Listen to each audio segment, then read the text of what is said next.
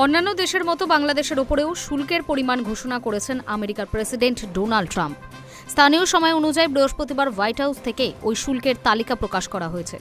এই সংক্রান্ত নির্দেশনামায় স্বাক্ষর করেছেন ট্রাম্প। তাতে বলা হয়েছে, বাংলাদেশের পণ্যের ওপর 20% বাড়তি শুল্ক নেবে আমেরিকা। এর আগে 37% শুল্কের কথা ঢাকাকে বলা হয়েছিল, তা 17% হ্রাস পেয়েছে। যদিও বাংলাদেশের অন্তর্বর্তী সরকারের প্রধান উপদেষ্টা মোহাম্মদ ইউনুস আরও কিছুটা শুল্ক হ্রাসের প্রত্যাশা করেছিলেন। ঢাকার বাণিজ্য উপদেষ্টা শেখ বশিরউদ্দিনকে উল্লেখ করে এই তথ্য জানিয়েছে বাংলাদেশের সংবাদ মাধ্যম প্রথম আলো। গত 2 এপ্রিল ট্রাম্প যখন প্রথমবার বিভিন্ন দেশের ওপর শুল্কের পরিমাণ ঘোষণা করলেন, তখন বাংলাদেশের পণ্য থেকে 37% বাড়তি শুল্ক নেওয়ার কথা বলেছিলেন। পরে সেই শুল্ক স্থগিত হয়ে যায়। ইউনুসকে চিঠি দিয়ে ট্রাম্প জানান, 37% নয়, 2% কমিয়ে বাংলাদেশের ওপর শুল্কের পরিমাণ করা হচ্ছে 35%। এরপরেও বাংলাদেশের আধিকারিকেরা হোয়াইট হাউসের সঙ্গে শুল্ক নিয়ে কথাবার্তা চালিয়ে যাচ্ছিলেন। কি করলে শুল্কের পরিমাণ আরও কমানো যায় তা দেখছিলেন। অবশেষে সেই আলোচনার পর বৃহস্পতিবার বাংলাদেশের শুল্ক চূড়ান্ত করলেন ট্রাম্প।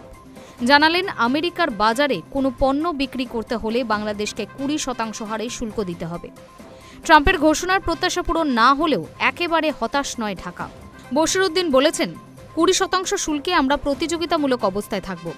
আমেরিকায় আমাদের রফতানি বাধা পাবে না, তেমন আশঙ্কা নেই।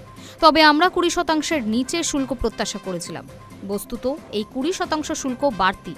বর্তমানে বাংলাদেশ গড়ে 15% হারে শুল্ক দিয়ে আমেরিকায় ব্যবসা করে।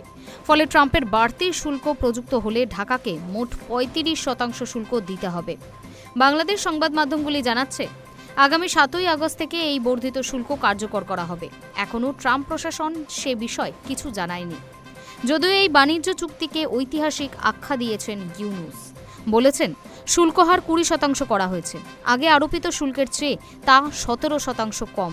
শুল্ক হার নিয়ে আলোচনায় আমাদের প্রতিনিধিরা অসাধারণ কৌশলগত দক্ষতা দেখিয়েছেন। বাংলাদেশের অর্থনৈতিক স্বার্থ রক্ষার ক্ষেত্রে তারা অবিচল থেকেছেন। গত ফেব্রুয়ারি মাস থেকে আমেরিকার সঙ্গে বাণিজ্য নিয়ে আলোচনা চলছে, জানিয়েছে ইউনুস। তার কথায়, এই চুক্তি আমাদের জাতীয় স্বার্থ রক্ষা করেছে, তুলনামূলক সুবিধা ধরে রাখতে পেরেছে। বাংলাদেশের দীর্ঘমেয়াদী সমৃদ্ধির পথ এতে প্রশস্ত হয়েছে বলেই ইউনুসের দাবি। ভারতের ওপর প্রথমে 27% শুল্ক আরোপ করেছিল আমেরিকা, পরে 25% শুল্ক চূড়ান্ত করা হয়েছে। পাকিস্তানের ওপর ধার্য করা হয়েছে 19% শুল্ক। এছাড়া শ্রীলঙ্কা থেকে 20%, আফগানিস্তান থেকে 15%, ব্রাজিল থেকে 10%, মায়ানমার থেকে 40% বাড়তি শুল্ক নেবে আমেরিকা। 25% শুল্কের পাশাপাশি ভারতের ওপর জরিমানার হুমকিও দিয়ে রেখেছেন ট্রাম্প।